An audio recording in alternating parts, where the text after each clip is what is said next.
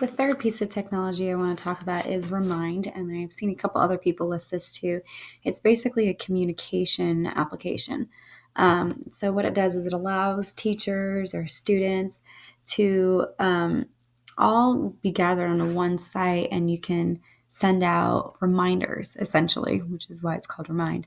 So you can send out reminders as to upcoming projects or homework or events. So this is great both for teachers in the classroom, but it could also work well for administration if they want to remind families and students of maybe a particular event that the school is hosting. I've also seen student clubs using this to remind their members that, hey, we have this coming up, or they can remind the school, don't forget, the school play is coming up. So it's really a nice form of social media. So if you go into Remind, it will, of course, like everything, you have to sign up for it, but it is free.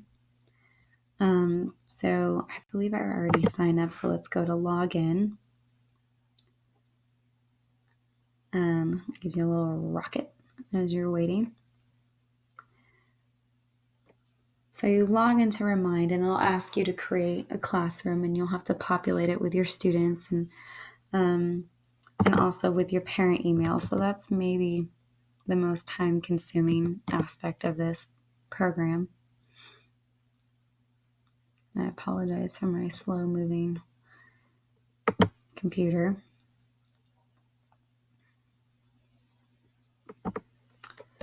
Let's try this.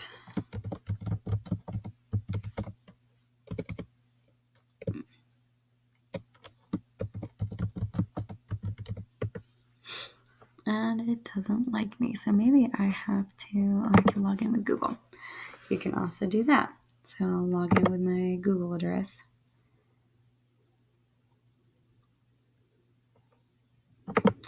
Nope, I don't want to save it. And here we are. So, and I've already created a classroom over here. So I've created AP Language and Composition. And this is what your homepage will look like. So I'm in my classroom, create a username. I don't currently have any people, so if you want to add people, you can do that.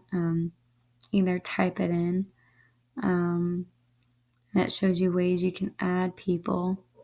And you can also copy and paste from a spreadsheet, and you can watch a little video that shows you how to do that to add information. That's just a short little video.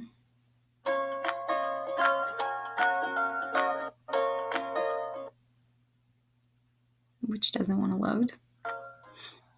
Hi there, I'm Jordan on the support team. I'm going to show you how to upload or copy student and parent information and add them to your class.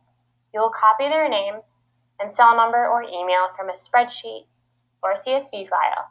Just select and copy, then go back into your Remind account and paste on the screen where you can add people. If you do not have a name for a phone number or email, we will send an invite on your behalf. If we had trouble adding someone, you'll see the error. That's it. Visit our Help Center for more answers.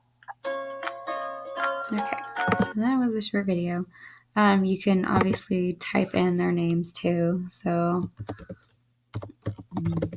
Bob Joe, and then give their email address. You can download them as a printable PDF. And so I just don't have any people in this class yet, but if you want, you can send out a message. And the first one says, hello, welcome to AP Language and Composition. This I didn't type. They just automatically populate it with that, and you can send it. But the nice thing is that instead of just sending it to your students, you can also use that list you got from Parent Teacher Night with all the parents' names and emails, and you can add that to your classroom so that whenever you send out a reminder about homework or an upcoming project, not only are the students getting it, but the parents are getting it as well. So when the students come home and the parents ask if they have any homework and they say, oh, no, I'm good. And they can say, well, your teacher says otherwise. So it's kind of a nice way of holding them accountable for their work. Looks like up here it shows your recent, if you have other people. So this is another person using Remind at my school. And so It shows you a history you have with the people who are also using this. So it's a great way for coworkers to also remind each other of upcoming events, or let's say maybe all of your students are going on a field trip. You can send out a remind and saying, like a few days before, saying, these students will be gone today. Make sure they come and get whatever work they're going to be missing. So it's a nice website. It's a good way to stay in communication, and I think it's a great way to keep your students responsible for their work and to get the word out about upcoming events, especially if your student body population has had low attendance records to events. This is a good way to get the reminder out.